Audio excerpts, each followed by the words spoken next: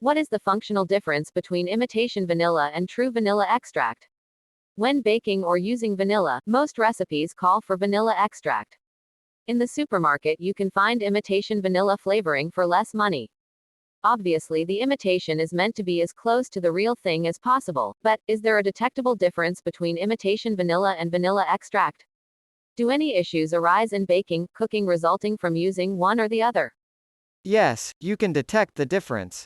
How much a difference will depend on the quality of both the imitation and of the real thing. That said, it's difficult if not impossible for me to pick out the differences in baked goods. So I keep both around, and use the much cheaper imitation stuff for baking, and the real stuff for sauces, icing, custards, milkshakes, etc.